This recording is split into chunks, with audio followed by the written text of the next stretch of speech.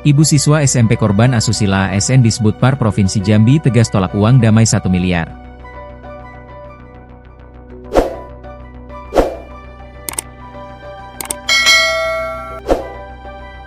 Sejumlah fakta terungkap terkait kasus asusila siswa SMP, dengan terdakwa seorang ASN Pemprov Jambi bernama Rizky Aprianto alias Yanto. Kasus yang disidangkan di Pengadilan Negeri Jambi, kini sampai tahap agenda keterangan terdakwa, Kamis, 22 Mei 2025. Terdakwa Rizky Aprianto alias Yanto merupakan oknum ASN di Dinas Kebudayaan dan Pariwisata Provinsi Jambi. Saksi dan terdakwa menyebut pihak keluarga korban meminta uang 250 juta hingga 1 miliar. Tapi, keterangan itu langsung dibantah pihak keluarga korban. Pihak keluarga korban menginginkan kasus tetap berlanjut ke meja hijau.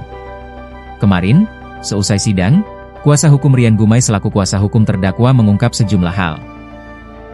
Mulai dari rentetan peristiwa, tidak adanya sertifikasi keahlian dari Kepala UPTD Dempempa Provinsi Jambi sebagai ahli psikolog yang menangani korban, hingga hasil visum dari rumah sakit yang disebut tidak menemukan adanya tanda-tanda kekerasan pada korban. Terhadap fakta persidangan tadi, juga katanya berdasarkan BAP keterangan korban ditunjukkan sebuah video asusila. Itu tidak terungkap dalam fakta persidangan. Adanya cairan yang dikeluarkan itu tidak ada dalam pembuktian, dan hasil visum juga mengatakan itu tidak ada, kata Rian. Rian juga mengungkit kembali soal upaya perdamaian, di mana kala itu jelang pra-peradilan, disebut-sebut ada angka atau nominal yang muncul dari perkara tersebut, jumlahnya bukan main. Dari 250 juta rupiah hingga 1 rupiah miliar, demi perdamaian. Upaya perdamaian. Terungkap, menjelang persidangan pra-peradilan waktu itu, yang timbul angka dari 250 sampai ke 1 miliar. Sehingga kami dengan tegas mengawal secara objektif, ujarnya. Dia pun berharap kliennya memang tak terbukti melakukan hak yang didakwakan, agar disesuaikan sebagaimana hukum yang berlaku. Hal serupa juga disampaikan oleh terdakwa Yanto. Orang itu kan, keluarga korban, menghubungi saya beberapa kali. Minta uang 500 rupiah sampai 1 miliar rupiah semua terdata di persidangan semua. Bukti persidangan yang membuktikan, bukan saya, kata Rizky.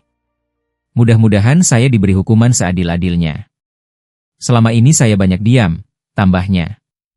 Sementara itu, Imelda, ibu siswa SMP yang menjadi korban asusila langsung histeris. Dia menghampiri Rizky dengan nada tinggi. Imelda menolak semua yang dikatakan saksi di persidangan. Kau udah tua bangka, kau bohong. Biarpun kami miskin, dadu kami minta duit. Kalau kau yang mohon-mohon samo nawari duit, iyalah, ujarnya histeris. Seusai sidang, ibu siswa SMP yang jadi korban asusila terdakwa seorang ASN Pemprov Jambi mengamuk. Dia menuding Yanto memberikan keterangan palsu atau bohong di pengadilan.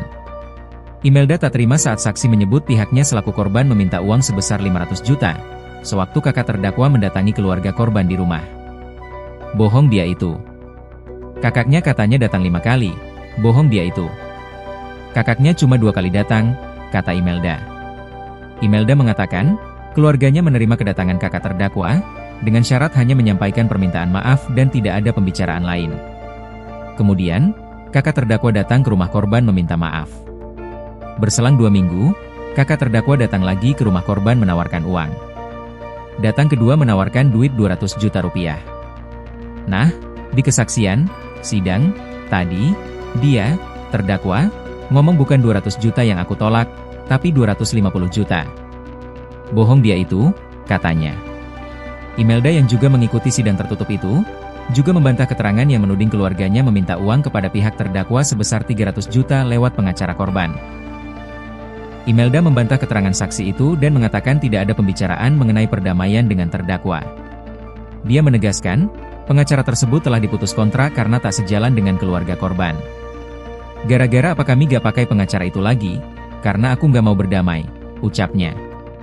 Imelda, ibu siswa SMP yang menjadi korban, menegaskan sejak awal pihak keluarganya tidak terima dengan perbuatan terdakwa dan tegas menolak berdamai.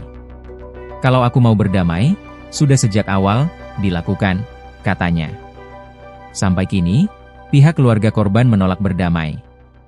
Ia memastikan keterangan anaknya yang berusia 13 tahun itu tak bohong.